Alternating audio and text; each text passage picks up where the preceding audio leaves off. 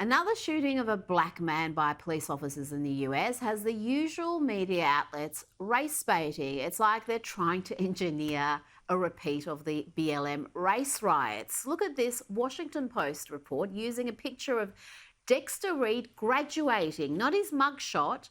And they also report here about how Chicago police fired 96 shots in 41 seconds, killing a black man named Dexter Reed during a traffic stop. CBS reports the head of Chicago Police Oversight Agency wants the officers responsible for the shooting stripped of their powers after she was asked whether this shooting proves there's a pattern of officers using the cover of a traffic stop to achieve other means or ends. Dexter Reed's family says he was killed for driving around in his car. He had just bought his new car 3 days before that, and he was just riding around in his car. He said, "Mom, I'm going for a ride," and they killed him. But the footage of the shooting seems to show something entirely different. If you watch the whole thing, it seems pretty clear that after being pulled over for a trivial traffic offence, this thug opened fire on police. First, an officer was shot. Did he really expect police not to fire back? Let's bring in journalist and filmmaker Ami Horowitz. Ami, it's an election year. I guess some in the media are wanting to ramp up racial division, but this is just so reckless to be pushing this as some sort of a racist incident. Yeah, you stole some of my thunder, Rita, because I was going to read to you a bunch of other headlines. So I went through basically all the headlines from all the major media outlets. I could have CNN, ABC, NBC, NPR. And yes, none of them talked about in the headline that he was shooting back at police officers. No, they are in trying to create racial foment. That's exactly what they're trying to do. But the truth is, if we're being honest, it's not really because of the election. They've been doing this for years. The entire Black Lives Matter movement is based on a lie. The idea that there is tons of unarmed black people being shot by police all the time. You know, you've had me on videos that I've done on this exact topic. And you know, when you ask people, if you ask black people who had these protests or white people these protests, you ask them how many unarmed black people have been shot in the last year. Their answer are in the hundreds, in the thousands. Well, guess what? It averages between 13 and 16 people who are unarmed, shot by the police. But Rita, right before I came on, because I do work before I come on your show, I went through the 16 unarmed black killings by police officers in 2023. And guess what?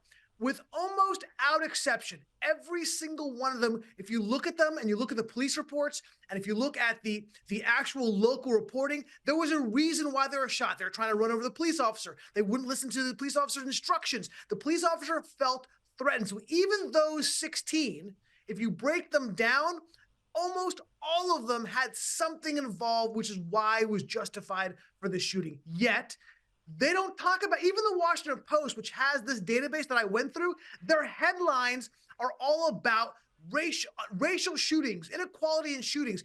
Even the deposit of this information that I went to was skewing their own data. It's crazy, Rita. It is, and it is so reckless, like you said. We saw those BLM riots through 2020. The people were killed.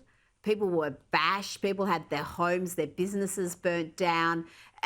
It was just shocking levels of violence. And I'd argue race relations in the US right now are far worse than they were in the 90s.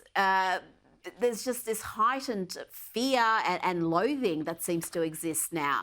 I want to ask you about the parents of a school shooter being sentenced to 10 years in prison for failing to take steps to prevent their child's killing. Their child went on to kill 4 students in 2021.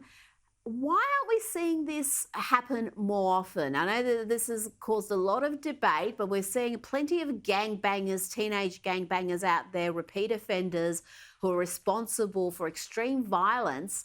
Why aren't we routinely seeing parents charged? Yeah, this is an interesting topic because I think it cuts across any kind of political positioning on this, right? I don't think there is a right wing or left wing position on this particular issue, and I like that. Mm. Look, I think that the parents have to have some responsibility, right? I mean, this is a child that they're raising, that they have involvement in, and they need to be more involved in their lives. When you walk away from a child's life, look, you can expect bad things to happen.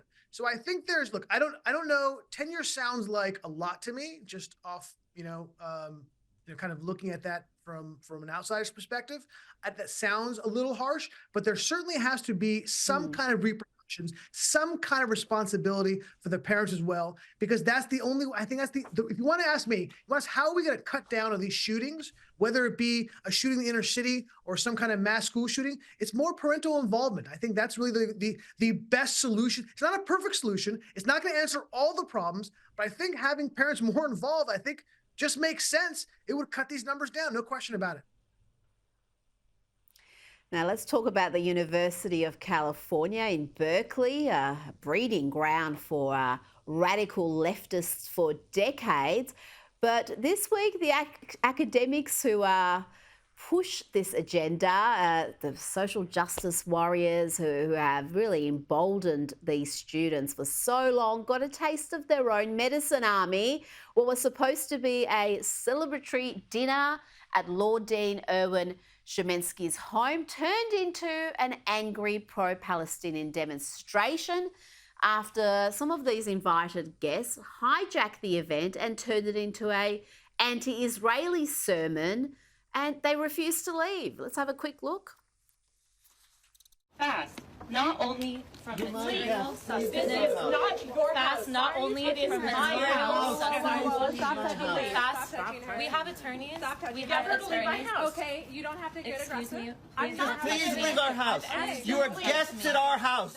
The Lord Dean released a statement saying, "I'm enormously sad that we have students who are so rude as to come into my home in my backyard and use this social occasion for their political agenda." But Army, I am having trouble feeling too much sympathy here because these academics have helped create this ugliness and it's been unleashed on society.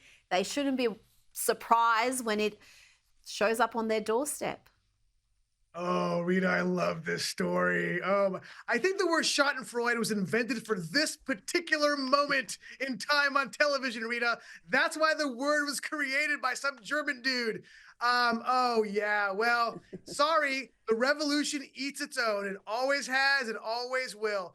Guess what? You guys just saw the pointy end of the spear, my friend. Look, this is yes.